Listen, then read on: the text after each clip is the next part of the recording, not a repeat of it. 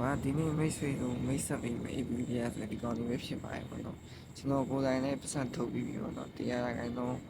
ပတ်စံထုတ်လို့ရတဲ့ APP လေးပေါ့နော်ဒီကျွန်တော်လည်း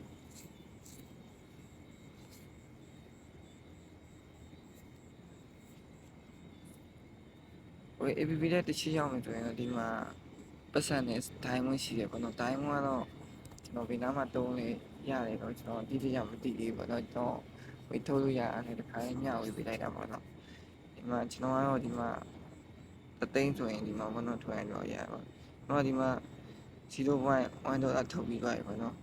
ဟုတ်ကဲ့ပေးရမယ်သူကဒီမှာရတဲ့ဥစ္စာ2 money ရမယ်သူကတော့အမျိုးမျိုးပဲမျိုးစုံရှိတယ်ပေါ့နော်โอเคကျွန်တော်ဒီမှာနိုင်လေးတော့နိုင်လေးမှာတစ်ချက်သွားမယ်ဆိုရင်နိုင်လေးမှာသူကဗီဒီယိုကြည့်မယ်ဗီဒီယိုကြည့်ပြီး diamond 200ရမယ် diamond 200ရပြီးမှကိုကတော့သူ့အနေနဲ့ caution ပြထားရပေါ့နော်ဒီထဲမှာဆိုလေသူတို့ကုမ္ပဏီအထုတ်တဲ့ဂိမ်းကြီးပေါ့နော်တရားရခိုင်တော့ပတ်စံရတဲ့ဂိမ်းကြီးပဲ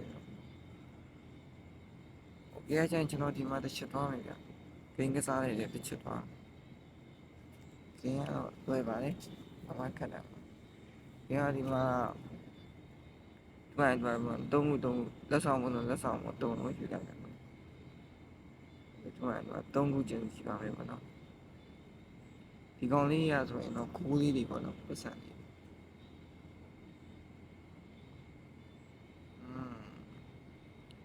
ဆရာပြနေများမိုက်ကောက်တဲ့ဂိမ်းကဒီဂိမ်းကိုပဲပြောချင်တာမိုက်ကောက်ရပါလိမ့်ကောက်ပါလေကိုထင်ရမြင်ကောက်ပါလေကိုကောက်မယ်စောင်းကောက်ကိုကောက်တယ်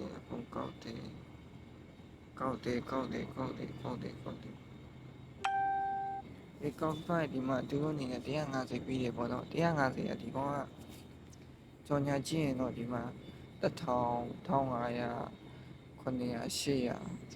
900အဲ့လိုကြားပတ်ချာတယ်မှာပဲပြီးရပါတော့ကြော်ညာကျင်းဒီတိုင်းဆိုရင်သူတို့ဘက်ကနေ100 150 400အဲ့လောက်ပြီးတယ်ပေါ့နော်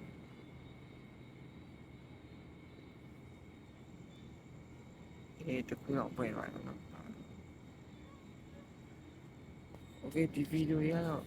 လောင်းနေဆုံးတက်လိုက်မယ်ပေါ့နော်နောက်ဗီဒီယိုမှာပြန်တွေ့ကြတယ်ပေါ့နော်ဒီဗီဒီယိုလေးကိုကြိုက်နေတဲ့ like and subscribe နဲ့ကူညီသွားပါဗျအားလုံးပဲ bye bye ပါ